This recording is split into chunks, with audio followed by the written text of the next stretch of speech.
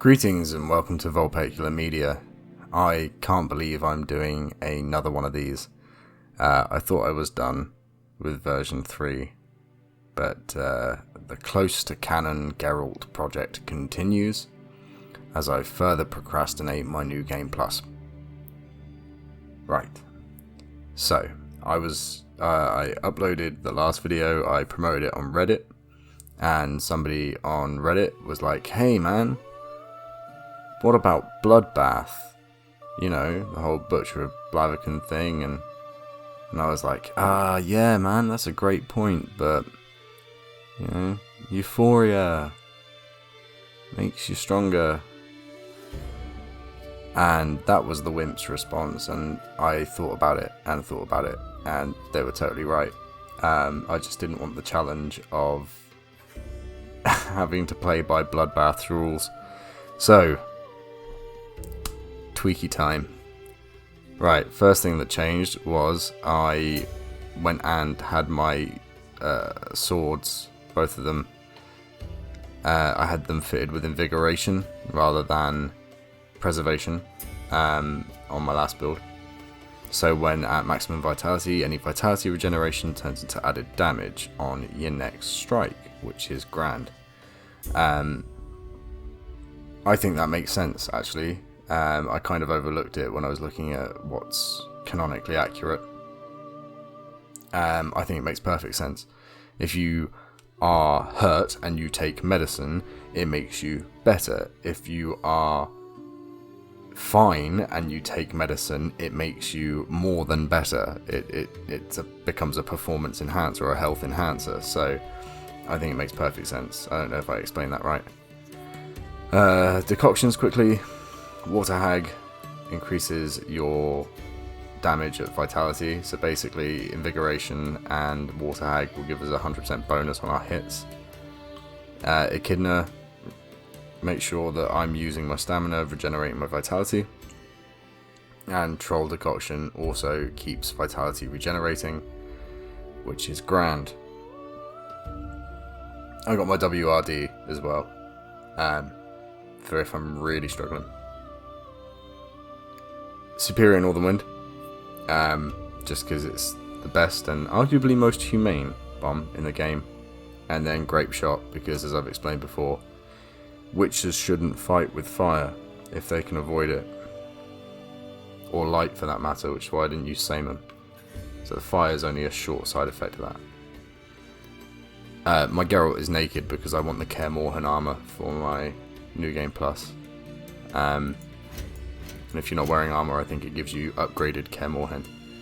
So, Bloodbath. Each fatal blow dealt by a sword dismembers the enemy or activates a finisher, which is cool. That's like super dank. I really like that.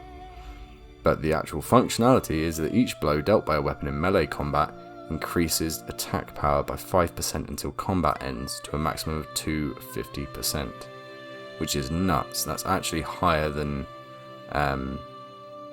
at least on my current build, that'd be higher than my Euphoria bonus, but of course it is also affected by the fact that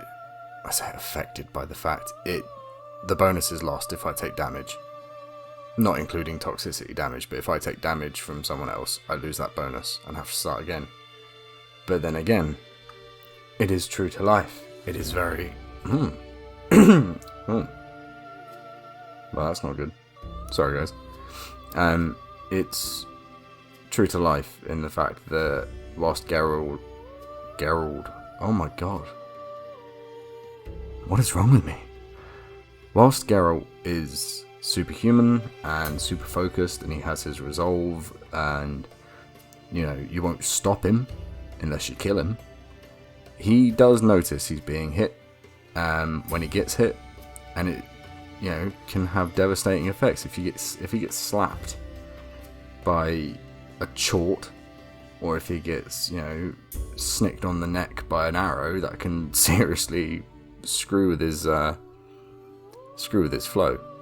So yeah, I agreed with the person on Reddit enough to remodel the whole build, which was like not difficult but annoying because I thought I was done with it. So yeah, Bloodbath is where it's at. And because of Bloodbath, I swapped out strength training and crushing blows for Whirl, because it synergizes way better with Bloodbath. Like, it's counting the amount of times you hit someone. So Whirl hits people lots. Rend hits people once, and I can't click as fast as Whirl performs, so that would also be pointless. And the other thing is, like, I've throughout these videos constantly debated whether, you know, Geralt is a superhuman and he is a master swordsman and he would know how to hit stronger than other people. If not from a raw strength point of view, from a technique point of view, he'd be able to hit harder. But also, Geralt is a master swordsman, so he knows his own fighting style. He frequently references agility and grace and speed over power, and he is also described as being quite slight of build. So, revisionist again, but I've gone for just fast on that side. Sunder armor's still there because, like, man knows his way around armor. He knows armor, so, you know, he'll know what the most fragile place to hit, or the softest part of somebody's armor would be.